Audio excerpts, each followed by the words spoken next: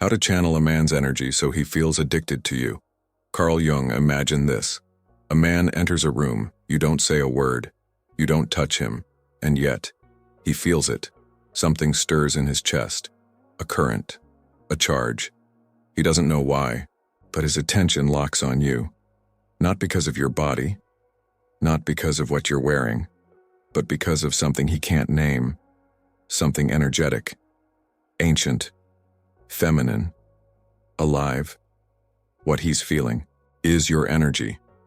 Not the kind of energy that chases or performs, but the kind that receives, anchors, and transmutes. This is the secret. Not seduction, not tactics, not games, but the ability to channel. And once you know how to channel a man's energy, his attention, his desire, his chaos, he doesn't just notice you, he orbits you. He feels magnetized and he doesn't even know why. Let's talk about how to do this. But first, let's talk about why most women try the opposite and why it fails. Most women overexpress when what actually draws him is containment.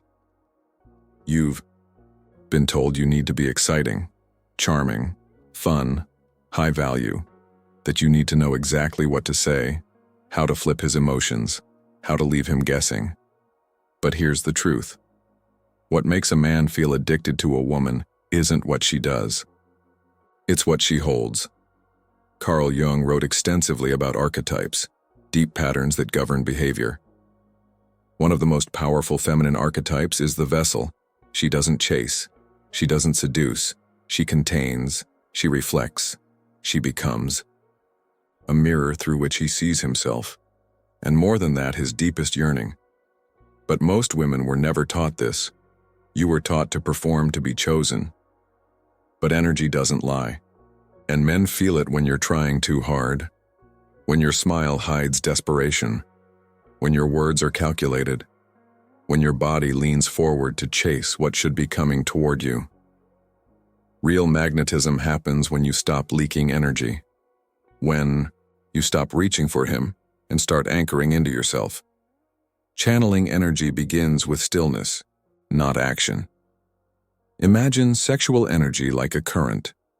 Most people think it's something to be expressed, loudly, quickly, outwardly, but the feminine can transform that current just by being still. Still doesn't mean passive, it means present. In silence, you become a receiver, not just of his words but of his frequency. And when you can hold that, when you can feel his intensity without flinching, without shrinking, you awaken something in him that even he doesn't understand. He sees a woman who is not trying to seduce him. She's not asking for anything, she's feeling everything, and that paradoxically is what seduces him on a soul level. Men are constantly performing in the world. They are used to being needed for what they do. When a woman sees what they are and holds that without judgment or urgency, she becomes unforgettable. Your body is not bait, it's a gateway. Channeling his energy doesn't mean using your body to lure him. It means using your presence to ground him. There is a vast difference between being sexually attractive and being energetically magnetic. You can be attractive and forgettable, but when you're magnetic, he can't explain why he thinks about you at 2 a.m., why he craves your presence even when you're not there, why your silence says more than other women's compliments. This has nothing to do with beauty. It has everything to do with energy. When you embody your own feminine essence, when you're rooted in your breath, in your body, in your truth, he feels it. And that energy doesn't say, choose me. It says, I've already chosen myself. This is the frequency that triggers obsession, not because you manipulated him, but because you remembered who you are. He becomes addicted to the version of himself that exists around you. Here's the deeper truth Jung understood. People don't fall in love with other people. They fall in love with how they feel around them. When you channel his energy correctly, you don't overpower him. You don't drain him. You allow him to expand. He feels more alive, more masculine, more in tune with himself when he's in your presence. You are not the destination.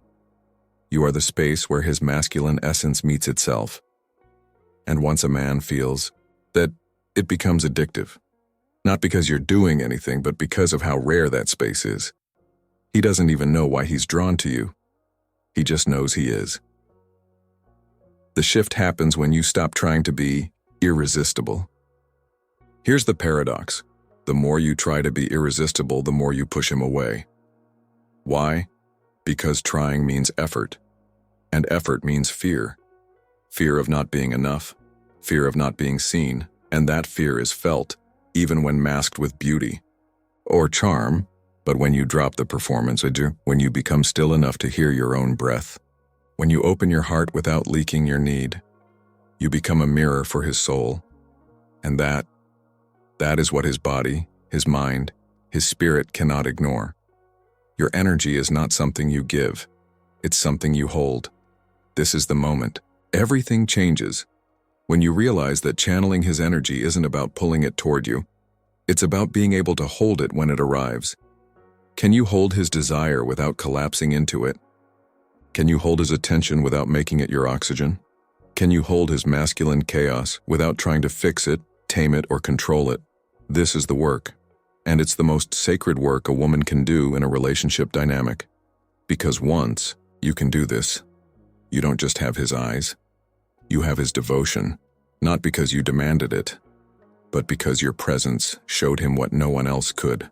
Before we continue, if you're someone who resonates deeply with this kind of inner work, and you're ready to understand the unconscious patterns that shape your relationships, your desires, and even your emotional wounds, there's a tool created exactly for this.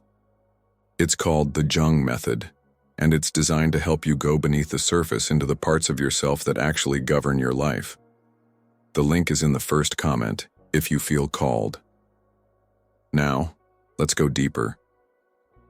A man feels addicted, not to your looks, but to your regulation. There's a reason some women are unforgettable. It's not because they're the most beautiful, it's because they know how to stay in their center. While the world spins, they breathe. While the man tests her, she listens. While desire flares, she doesn't chase it, she holds it. This kind of emotional regulation is magnetic, because the masculine often feels chaotic inside. He's rarely given the space to feel, to unravel, to soften. When a woman becomes a safe container, not for his weakness but for his wholeness, he begins to associate her presence with peace. And peace is the rarest form of pleasure. So while others offer him excitement, validation, or attention, you offer him clarity, and this becomes his addiction, because in a noisy world, your calm is sacred. Channeling his energy means trusting your own. You can't hold his energy if you don't trust your own. This is where most women struggle. You feel his desire, and you shrink. You sense his intensity, and you question yourself. You want to be close, but you disconnect from your body. To channel means to open. To stay open when it's easier to close. To breathe when you want to brace. To soften when you're tempted to harden. This isn't about submission, it's about sovereignty. You're not giving yourself away. You're allowing your energy to move in a way that invites depth, not dominance. Carl Jung taught that integration is the path to transformation.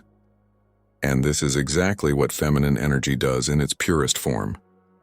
It doesn't fight. It doesn't control. It integrates. It receives what is and transforms it from the inside out. The more whole you are, the more he feels his own wholeness. It's ironic. Most women think they have to give more to be loved. But in truth, the more whole you are in yourself, the more a man feels whole in your presence. This is the secret few understand. He doesn't want a savior. He doesn't need a mother. And he doesn't crave a perfect fantasy. What he longs for is a space where he can feel fully himself. No roles, no masks, just essence.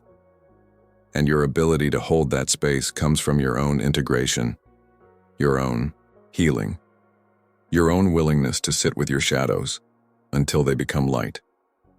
When you do this, you don't need to try. He feels it in the way you speak, in the way you look at him, in the way you don't need anything from him because your cup is already full. That is the kind of energy no man can forget. The moment he feels safe to surrender, he becomes yours, truly. Not in a possessive way, not in a transactional way, but in the way that matters. He no longer wants to impress you. He wants to merge with you. He wants to offer, not just take. He wants to protect the space that you created by being you. This is what Carl Jung called the union of opposites, the sacred marriage between masculine and feminine, not as gender roles, but as inner archetypes. When a woman becomes fully herself, deeply feminine, deeply rooted, deeply present, she calls forth the masculine in its highest form, not the boy who runs, not the wounded man who wounds, but the king who remembers who he is, because she remembered who she is, and that kind of union, that is what makes him stay. Final thoughts. You don't have to chase love.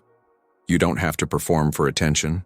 You don't have to shrink, seduce, or overextend. Your feminine power doesn't live in effort, it lives in energy. And the moment you learn to channel his, by mastering your own, you'll realize he was never addicted to your body. He was drawn to your wholeness. Because it's never about being the most beautiful. It's about being the most rooted. The woman who no longer abandons herself to be chosen becomes the woman who is chosen effortlessly. And the truth is, it's not about making him obsessed with you. It's about becoming so grounded in your essence that he never wants to leave the world you carry within you. Because in that world, he doesn't lose himself. He finds himself. And when a man finds himself in your presence, he doesn't just stay, he devotes.